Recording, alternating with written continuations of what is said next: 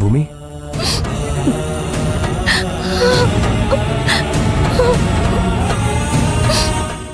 భూమి ఏంటి? ఏమైంది భూమి? ఎందుకు అలా ఉన్నావు? అసలు ఏం జరిగింది? ఈ మాట అడగాల్సింది ఇప్పుడు కాదు మాధవ్, ఇందాక. అడగాల్సిన చోట అడగకుండా ఇప్పుడొచ్చి ఏమైంది, ఎందుకైంది, ఎవరేమన్నారని ఇక్కడ అడుగుతున్నావా? అసలు ఏం జరిగిందో తెలుసా?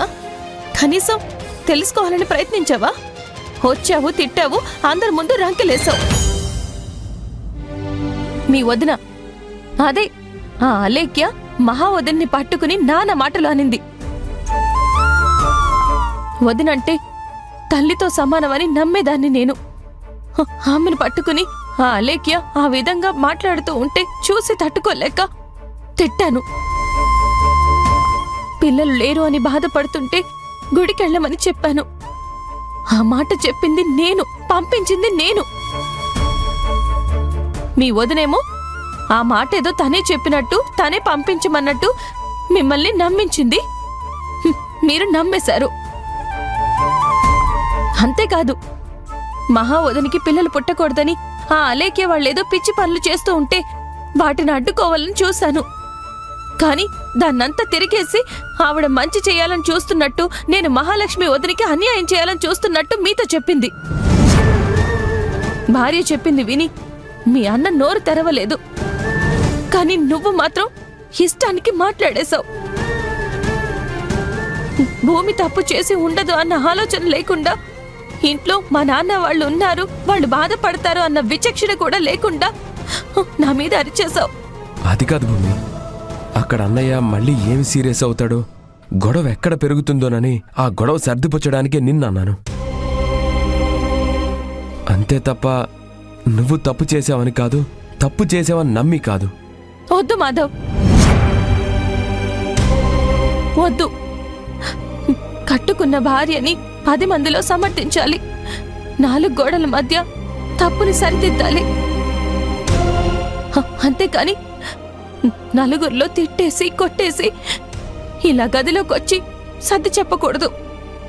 భూమి, నా పరిస్థితి నీకు తెలుసు. తెలుసు. నిన్ను ప్రేమిస్తున్నప్పటి నుంచి చూస్తూనే ఉన్నాను. పెళ్ళయ్యాక మార్చుకోవచ్చని నమ్మాను.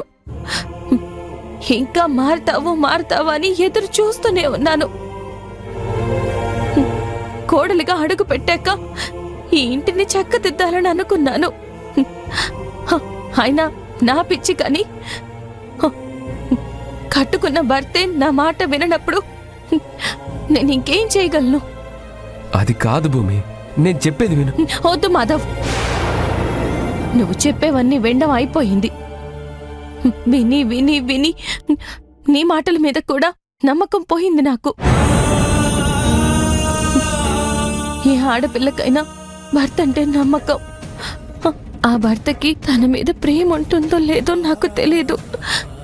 తనని నమ్మి ఆ ఇంటికి వెళ్ళాక జాగ్రత్తగా చూసుకుంటాడో లేదో తెలీదు. కానీ మెళ్ళో తాళి కట్టించుకున్న పాపానికి, తల వంచిన పాపానికి, అతని కోసం కన్న వాళ్ళని, తోడబుట్టిన వాళ్ళని, ఆయన వాళ్ళని, స్నేహితుల్ని అందర్నీ వదిలేసి భర్త అనే ఒకడిని నమ్ముకుని పొట్టెళ్ళు వదిలేసి పరా ఇంటికొస్తుంది. కానీ ఆ నమ్మకం దెబ్బతిన్నప్పుడు ఆ అమ్మాయి పరిస్థితి ఏంటి? మానసికంగా బలహీనురాలైతే చచ్చిపోతుంది మాధవ. భూమి, నేనంతా పిరికిదాన్నైతే కాదు. సారీ భూమి, నువ్వు బాగా హర్ట్ అయ్యావని అర్థమవుతోంది. ఆ పరిస్థితుల్లో నాకు అంతకు మించి వేరే దారి కనిపించలేదు. వద్దు మాధవ, ఇంకేం చెప్పద్దు. ఆ రోజు నుంచి ఈ రోజు వరకు చూస్తూనే ఉన్నాను. ఒకప్పుడు మీ అన్నయ్య కోసం నన్నే వదులుకోవడానికి సిద్ధపడ్డావు చూడు, అప్పుడే నేను ఆలోచించాల్సింది. మొదటిసారి పండక్కి మా ఇంటికి వచ్చి మీ అన్నయ్య కోసం ఇంట్లో ఉండకుండా మధ్యలో వచ్చేసావు చూడు, అప్పుడైనా నేను అర్థం చేసుకోవాల్సింది. ఇంటికొచ్చాక మీరెవరో మేమెవరో విడిపోయి బతుకుదామని మీ అన్నయ్య అన్నప్పుడు కూడా నువ్వు మీ అన్నయ్యనే సమర్థించావు చూడు. అప్పుడైనా అర్థం చేసుకోవాల్సింది. తప్పు నాదే మాధవ. అపార్థం చేసుకున్న ప్రతిసారి నిన్ను అర్థం చేసుకుంటూ ఉన్నాను చూడు. తప్పు నాదే. వద్దు, భార్యాభర్తలం అయినందుకు భార్యాభర్తలుగా ఉందాం. కానీ అది గది బయట మాత్రమే. ఈ గది వరకు నువ్వెవరో నేనెవరో.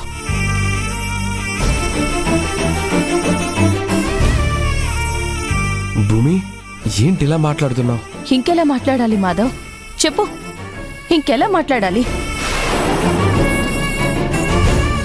ఏ తప్పు చేయని నన్ను ముందు వెనక ఆలోచించకుండా ఆ విధంగా నానా మాటలు అన్నావే, నాకెలా ఉంటుంది?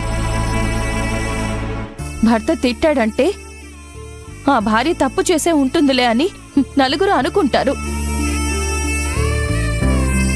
4 సార్లు అలా తిట్టడం చూస్తే నాకన్న వాళ్ళు కూడా అదే నిజం అనుకుంటారు. ఎందుకంటే ఏ భర్త అయినా భార్యని ఊరికే ఒక మాట అనాలనుకోడు. ఎవరికోసం తన భార్య తల వంచుకోవాలి అని అనుకోడు. కానీ మీ వదిన తప్పు చేస్తుంది అని తెలిసి కూడా మీ అన్నయ్య కోసం నన్ను అందరి ముందు తిట్టావు.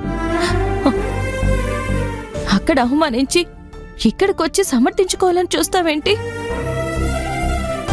అందుకే భార్యాభర్తలుగా ఉందాం, బయట వరకు. గదిలో మాత్రం నువ్వెవరో నేనెవరో అంతే. అక్కడ పడుకుంటావో ఇక్కడ పడుకుంటావో నీ ఇష్టం. భూమి, నువ్విలా మాట్లాడితే నేను తట్టుకోలేను భూమి. నేను ఇలా మాట్లాడితేనే నువ్వు తట్టుకోలేకపోతున్నావు. కానీ 10 మందిలో నువ్వు అలా మాట్లాడావే, మరి నేనెలా తట్టుకుంటాను? వద్దు మాధవ, మాట్లాడే కొద్దీ నీ మీద కోపం పెరిగిపోతూనే ఉంది. ఆ కోపంలో నేనేం చేస్తానో నాకే తెలీదు. వదిలే. ఈ క్షణం నుంచి నీ పాటికి నువ్వుండు, నా పాటికి నేనుంటాను. నలుగురు కోసం నటిస్తూ బతుకుదాం.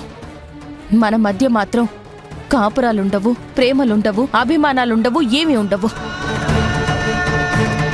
ఈ రోజు నుంచి నటన మాత్రమే ఉంటుంది. బయట ప్రపంచానికి భార్యాభర్తలుగా.